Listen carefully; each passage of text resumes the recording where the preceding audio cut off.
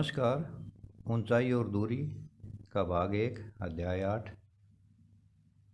इसमें हमने अध्याय 6 और अध्याय 7 में 6 में हमने पढ़ा त्रिकोणमितीय अनुपात और सारणी बनाना, और अध्याय 7 में हमने पढ़ा सर्वसमीकाएँ, उनके द्वारा सिद्ध कीजिए प्रकार के प्रश्न लेफ्ट हैंड साइड से लेकर के राइट हैंड साइड तक पहुंचना। अध्याय 8 में ऊंचाई और दूरी से संबंधित प्रश्न है। तो सबसे पहले इसके अंदर कुछ महत्वपूर्ण शब्दावली है, उनका अर्थ जान लेते हैं। इसमें सबसे पहला है दृष्टि रेखा। दृष्टि रेखा क्या होती है कि जब आँख से किसी वस्तु को देखा जाता है या आँख किसी वस्तु को देखती है तो आँख को वस्तु से मिलाने वाली रेखा दृष्टि रेखा कहलाती है। इसके बाद में एक है उन्नयन कोण। यहाँ पर चित्र के द्वारा समझा रहा हूँ मैं आपको कि ये जैसे आँख है और ये कोई पी यहाँ पर वस्तु है, तो ये ओ बिंदु से पी बिंदु तक ये क्या है, हमारी दृष्टि रेखा है। और ये क्या है, हमारा क्षैतिज रेखा कहलाती है। ये आँख की सीध में इस तरह से, और जब मैं ऊपर की तरफ देखता हूँ तो ये दृष्टि रेखा है। और जब इन दोनों के बीच में जो कोण बनता है वो उन्नयन कोण होता है। इसके अंदर जब कोई वस्तु P आँख से ऊपर हो तो दृष्टि रेखा का क्षैतिज के साथ बनने वाला कोण उन्नयन कोण कहलाता है। इस तरह से ये आँख है, वो ऊपर की ओर वस्तु को देख रही है। तो ये जो है यहाँ से लेकर के वस्तु तक ये हमारी दृष्टि रेखा है और ये क्षैतिज रेखा है। इनके बीच में जो कोण बनता है वह उन्नयन कोण कहलाता है। इसके बाद में एक हमारा आता है अवनमन कोण। अवनमन कोण क्या होता है कि इस तरह से अगर यहाँ पर ये आँख है या ऊंचाई पर बैठा कोई प्रेक्षक है तो ये ऊपर से नीचे की ओर देख रहा है, तो ये हमारी क्या होगी, दृष्टि रेखा होगी, और ये होगी हमारी क्षैतिज रेखा। तो इसके अंदर जो ये कोण बनता है ये क्या होता है, अवनमन कोण होता है।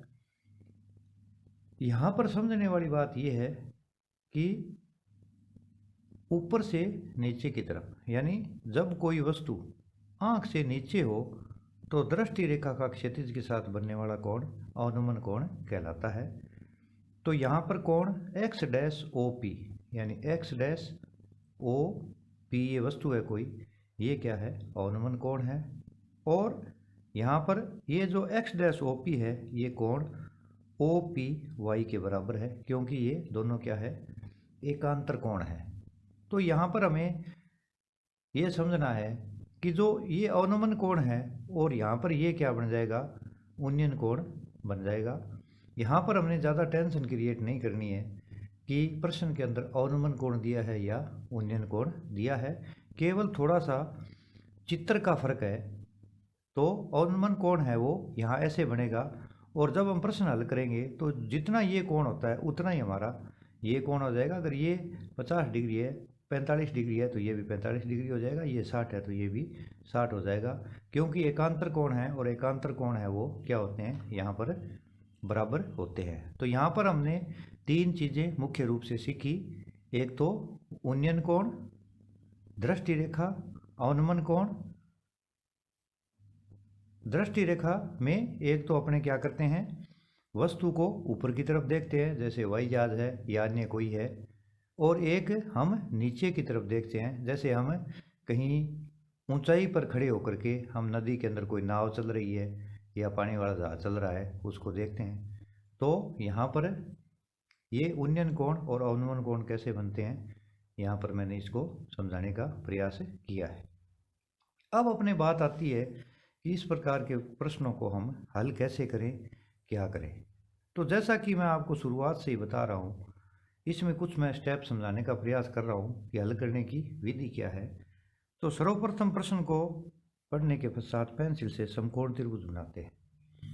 तो मैं बार बार शुरू से लेकर के अभी तक हर वीडियो में ये रिपीट कर रहा हूँ कि ट्रिग्नोमेट्री के अंदर सारा काम समकोण त्रिभुज पर ही निर्भर करता है। पाइथागोरस प्रमेय कि कर्ण का वर्ग अन्य दो भुजाओं के वर्गों के योग के बराबर होता है।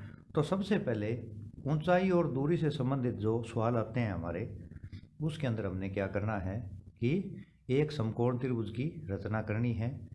रचना करने के बाद में हम क्या करते हैं, प्रश्न पढ़ेंगे कि प्रश्न में क्या दिया है और क्या ज्ञात करना है। अब समकोण त्रिभुज में आधार भी होता है, लंब भी होता है और कर्ण भी होता है।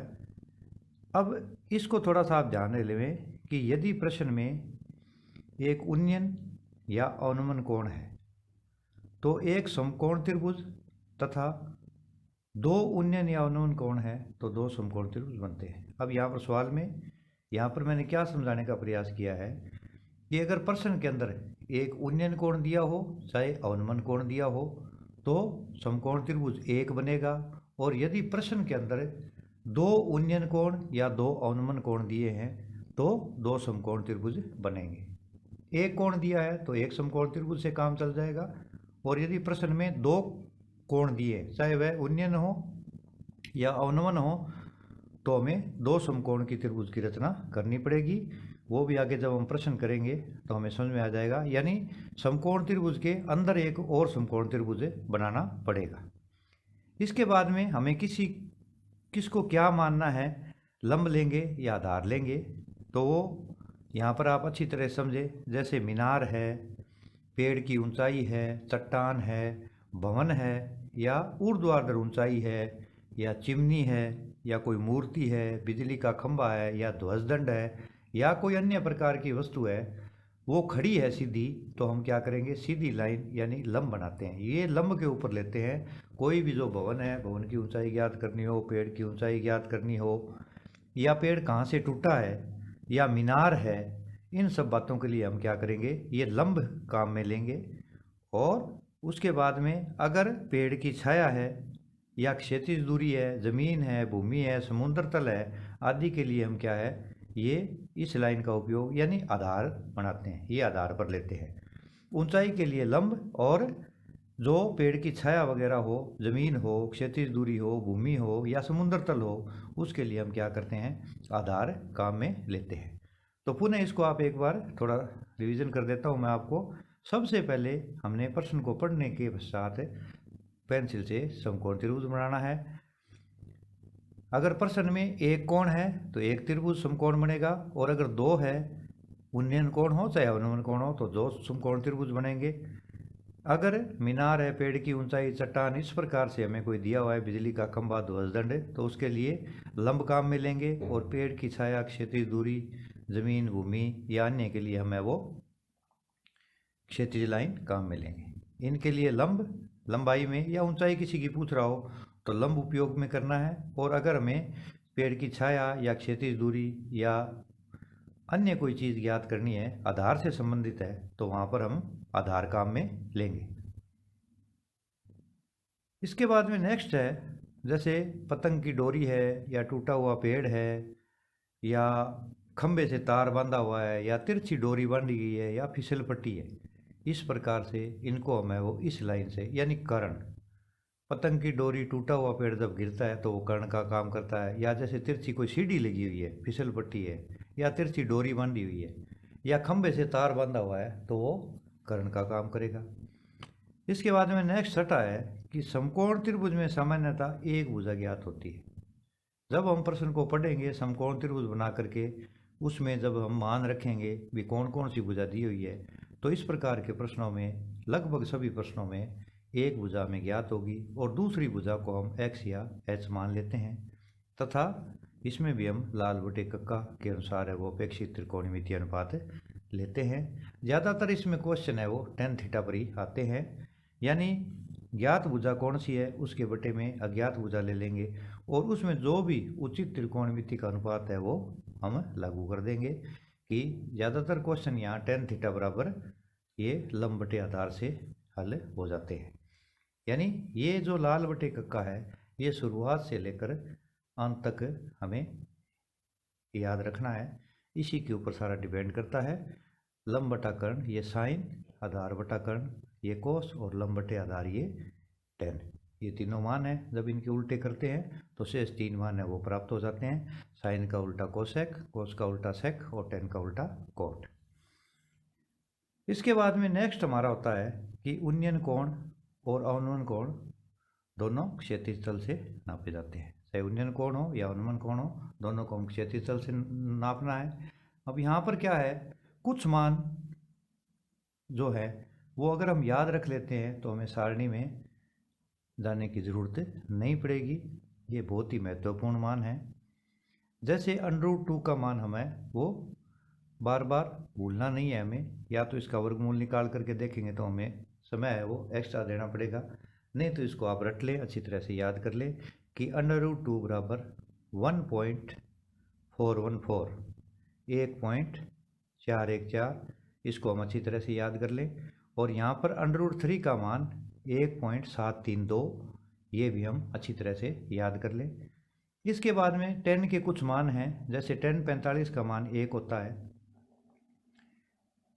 1030 का मान और कोट 60 का मान, ये दोनों 1/√3 होते हैं। जो 1030 का मान है वही कोट 60 का होता है, और जो 1060 का मान है वही कोट 30 का होता है। तो ये √3 होते हैं। तो ये √3 और 1/√3 है वो बहुत ही महत्वपूर्ण है। ज़्यादातर इसमें 1030 का मान 1/√3 और 1060 का मान √3 और 1045 का मान 1, ये हमारे सवालों के ऊपर है वो निर्भर करेगा। ये तीनों मानों में ही हमारे सवाल लगभग है 10 के ऊपर ही आधारित होते हैं। कई क्वेश्चनों में साइन के भी आ सकते हैं, कोट के भी आ सकते हैं।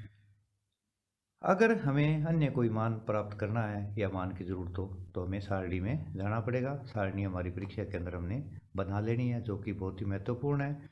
सारणी का भी हम अभ्यास करके और बहुत ही जल्दी प्रैक्टिस करके सारणी को बनाने में हमें अधिक समय बर्बाद नहीं करना है। तो इस प्रकार से ऊंचाई और दूरी से संबंधित जो प्रश्न हैं उनको हमें इस अध्याय में इनकी सहायता से हल करेंगे कि किस तरह से क्या दिया हुआ है और क्या हमें प्रश्न में हल करना है। यहाँ पर मैं एक आपको छोटा सा प्रश्न हल करके बताता हूँ कि क्वेश्चन है एक,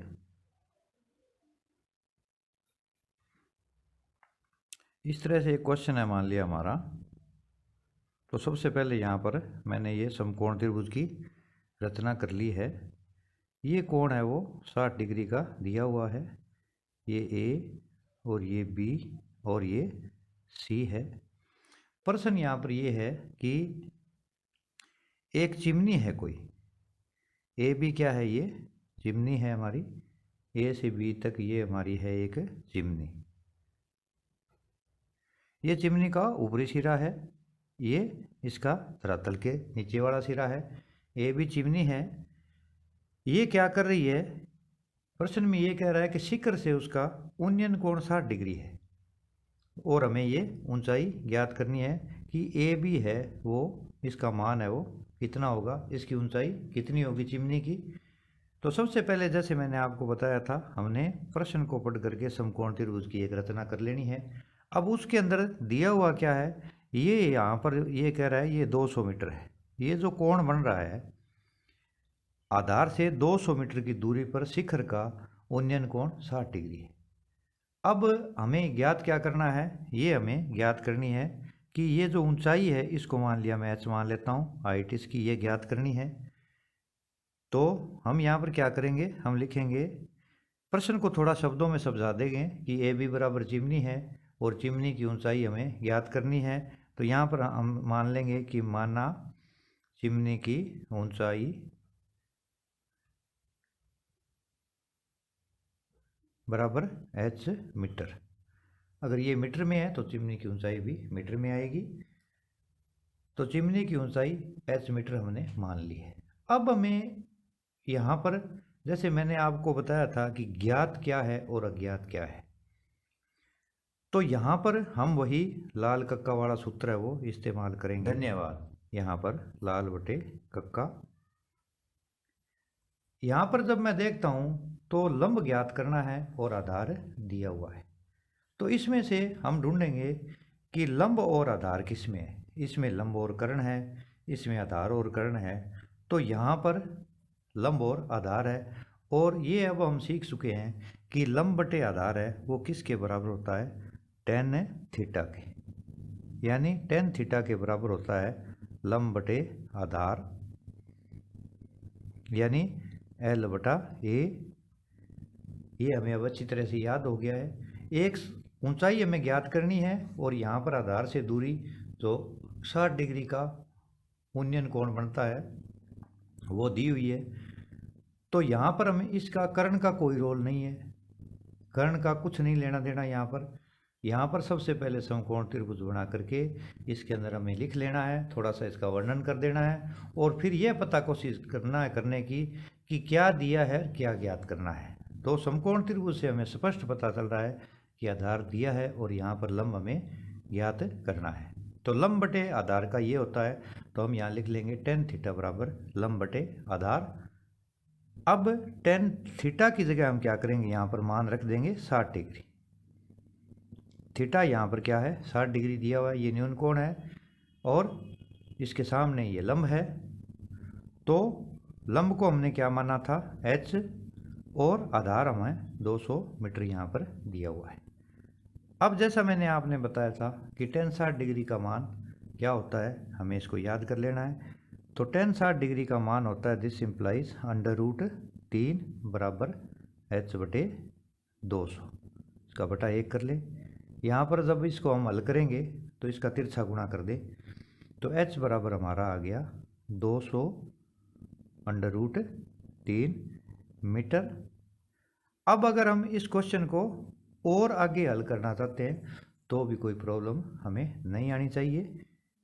दिस इम्प्लाइज h बराबर 200 इंटू ये √3 का मान हमने याद कर रखा है, ये होता है 1.732। तो यहाँ पर इसका मान है वो 1.732 रख देंगे और इसको आगे मैं हल कर लूँगा। तो ये 2 जीरो लग जाएगी, 2 दूनी 4, 3 दूनी 6, 7 दूनी 14, 2 एकम 2 और 1 3, तो 3 के बाद दशमलव लगा देंगे तो हमें अपना फाइनल उत्तर है वो आ जाएगा 346.4। इसके आगे जीरो लगाना है तो लगा दो, कोई फर्क नहीं पड़ता, या इतना ही लिख दो मीटर। ये क्या है हमारी जो हाइट है कि चिमनी की ऊंचाई कितनी है, चिमनी कितनी ऊंची है वो हमें यहाँ पर प्राप्त हो जाएगी। एक और क्वेश्चन अपने लेते हैं यहाँ पर। ये प्रश्न कई बार परीक्षा में पूछा जा चुका है। प्रश्न यहाँ पर यह है कि यदि एक मीनार की परछाई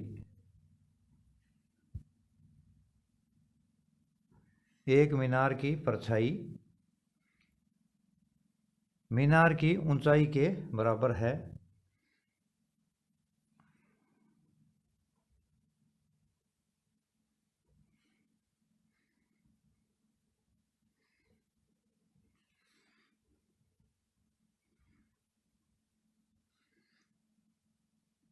तो सूर्य का उन्नयन कोण ज्ञात करो।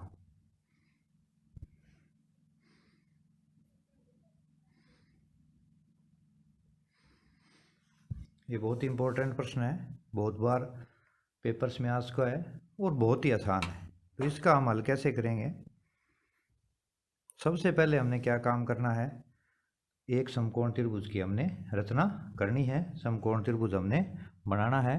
तो मैं यहाँ पर ये एक समकोण त्रिभुज की रचना कर लेता हूँ।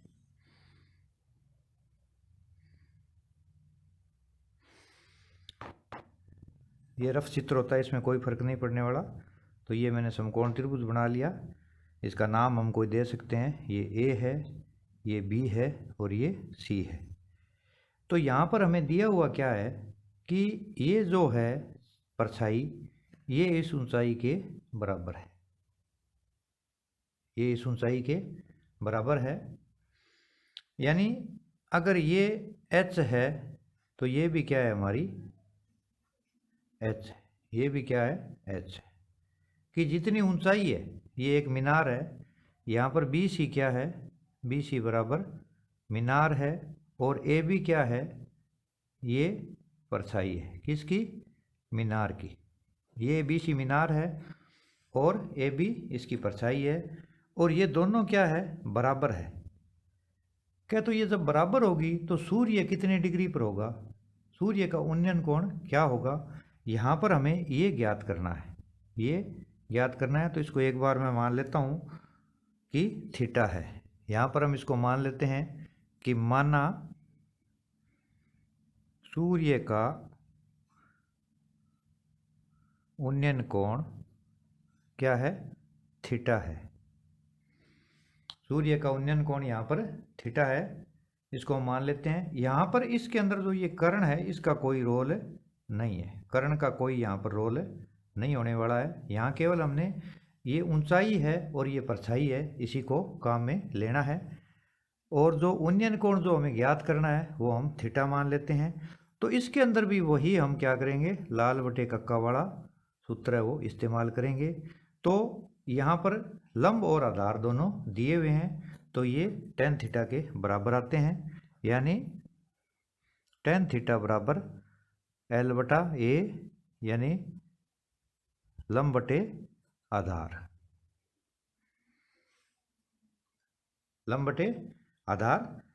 अब यहाँ पर क्या है, लंब भी हमने h माना है और आधार भी h माना है, क्योंकि जितनी मीनार की ऊंचाई है उतनी उसकी परछाई है। तो h बटा h, तो हमें यहाँ पर मान प्राप्त हो जाएगा या tan थीटा बराबर h बटे h या 1। h h यहाँ पर कैंसिल हो जाएगा, कट जाएगा, इसलिए tan थीटा बराबर 1। अब यहाँ पर हमें ये देखना है कि एक जो मान है सारणी में वो कितने tan का होता है। तो थीटा का मान अगर 45 डिग्री होता है तो सारणी के अंदर tan 45 का मान 1 होता है। तो यहाँ पर हमें थीटा का मान है वो 45 डिग्री प्राप्त हो जाएगा। तो 45 डिग्री का जब कोण होगा सूर्य का उन्नयन कोण थीटा, यहाँ पर 45 डिग्री आ गया, उस समय क्या है, जितनी ऊंचाई होगी उतनी उसकी परछाई होगी। तो इस तरह से हम है वो ऊंचाई और दूरी से जितने भी संबंधित प्रश्न हैं उनको हम हल कर सकते हैं। और सबसे पहला काम हमें यही करना है कि सवाल को पढ़ करके हमें समकोण त्रिभुज की रचना करनी है, फिर उसमें जो दी हुई बातें हैं प्रश्नों के अंदर उनको लिख लेना है, और फिर दो भुजाओं में ज्ञात कौन सी है और अज्ञात कौन सी है उसमें हम लाल बटे कक्का की सहायता से संबंध खोज करके और जितना कोण दिया हुआ है उसको बराबर रख करके उसका मान रखेंगे और प्रश्न को हम हल कर लेंगे। तो इनको आप अच्छी तरह से आप देखें और इनका अभ्यास करें। इसी के साथ है वो ऊंचाई और दूरी से संबंधित जो पहला भाग है वो समाप्त होता है। शेष बातें, शेष क्वेश्चन है वो नेक्स्ट भाग में आपको मैं हल करवाऊंगा। धन्यवाद।